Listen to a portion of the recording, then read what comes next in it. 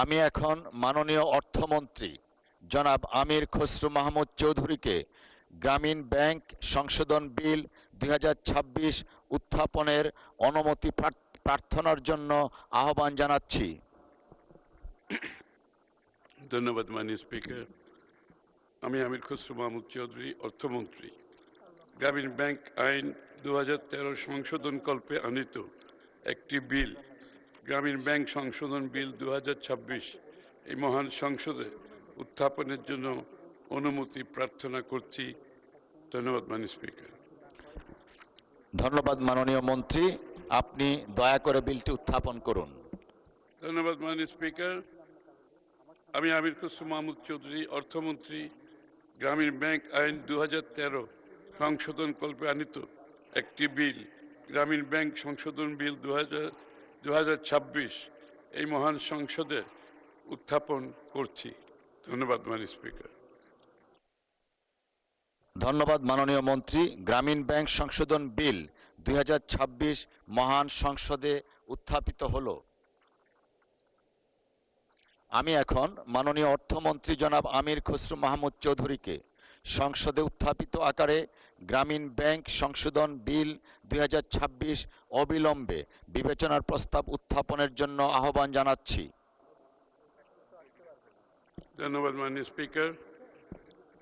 আমি আমির খসরু মাহমুদ চৌধুরী, অর্থমন্ত্রী, প্রস্তাব করছি যে গ্রামীণ ব্যাংক আইন 2013 সংশোধন কল্পে আনিত বিলটি, গ্রামীণ ব্যাংক সংশোধন বিল 2026 মহান সংসদে অবিলম্বে বিবেচনার জন্য গ্রহণ করা হোক। ধন্যবাদ মাননীয় স্পিকার। ধন্যবাদ মাননীয় মন্ত্রী। মহান সংসদের সামনে প্রশ্ন হচ্ছে, সংসদে উত্থাপিত আকারে গ্রামীণ ব্যাংক সংশোধন বিল 2026 অবিলম্বে বিবেচনার জন্য গ্রহণ করা হোক। যারা এই প্রস্তাবের পক্ষে আছেন তারা হাঁ বলুন। যারা এই প্রস্তাবের বিপক্ষে আছেন তারা না বলুন। আমার মনে হয় সর্বসম্মতিক্রমে হাঁ জয়যুক্ত হয়েছে, হাঁ জয়যুক্ত হয়েছে, হাঁ জয়যুক্ত হয়েছে। অতএব সংসদে উত্থাপিত আকারে গ্রামীণ ব্যাংক সংশোধন বিল 2026 অবিলম্বে বিবেচনার জন্য গৃহীত হলো। মাননীয় সদস্যবৃন্দ, বিলটির উপর দফাওয়ারি কোনো সংশোধনী নেই। আমি এখন বিলের দফাগুলো মহান সংসদের সামনে পেশ করছি।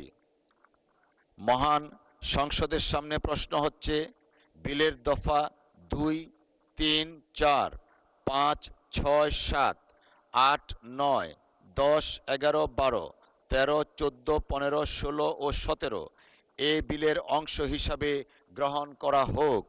যারা এই প্রস্তাবের পক্ষে আছেন তারা হাঁ বলুন। যারা এই প্রস্তাবের বিপক্ষে আছেন তারা না বলুন। আমার মনে হয় হাঁ জয়যুক্ত হয়েছে, হাঁ জয়যুক্ত হয়েছে, হাঁ জয়যুক্ত হয়েছে। অতএব বিলের দফা 2, 3, 4, 5, 6, 7, 8, 9, 10, 11, 12, 13, 14, 15, 16 ও 17 এ বিলের অংশ হিসাবে গৃহীত হলো। মহান সংসদের সামনে প্রশ্ন হচ্ছে, বিলের এক দফা বলবৎকরণ দফা, প্রস্তাবনা, প্রবর্তন এবং শিরোনামা এ বিলের অংশ হিসাবে গ্রহণ করা হোক। যারা এই প্রস্তাবের পক্ষে আছেন তারা হাঁ বলুন। যারা এই প্রস্তাবের বিপক্ষে আছেন তারা না বলুন। আমার মনে হয় হাঁ জয়যুক্ত হয়েছে, হাঁ জয়যুক্ত হয়েছে, হাঁ জয়যুক্ত হয়েছে। অতএব বিলের এক দফা বলবৎকরণ দফা, প্রস্তাবনা, প্রবর্তন এবং শিরোনামা এই বিলের অংশ হিসাবে গৃহীত হলো। মাননীয় অর্থমন্ত্রী জনাব আমির খসরু মাহমুদ চৌধুরী, আপনি বিলটি পাশ করার প্রস্তাব উত্থাপন করতে পারেন। ধন্যবাদ মাননীয় স্পিকার। আমি আমির খসরু মাহমুদ চৌধুরী, অর্থমন্ত্রী, প্রস্তাব করছি যে গ্রামীণ ব্যাংক আইন 2013 সংশোধন কল্পে আনিত বিলটি, গ্রামীণ ব্যাংক সংশোধন বিল 2026 মহান সংসদে উত্থাপিত আকারে পাশ করা হোক। ধন্যবাদ মাননীয় স্পিকার। ধন্যবাদ মাননীয় মন্ত্রী। মহান সংসদের সামনে প্রশ্ন হচ্ছে, সংসদে উত্থাপিত আকারে গ্রামীণ ব্যাংক সংশোধন বিল 2026 পাশ করা হোক। যারা এই প্রস্তাবের পক্ষে আছেন তারা হ্যাঁ বলুন। যারা এই প্রস্তাবের বিপক্ষে আছেন তারা না বলুন। আমার মনে হয় হ্যাঁ জয়যুক্ত হয়েছে, হ্যাঁ জয়যুক্ত হয়েছে, হ্যাঁ জয়যুক্ত হয়েছে। অতএব সংসদে উত্থাপিত আকারে গ্রামীণ ব্যাংক সংশোধন বিল 2026 সর্বসম্মতিক্রমে পাশ হলো।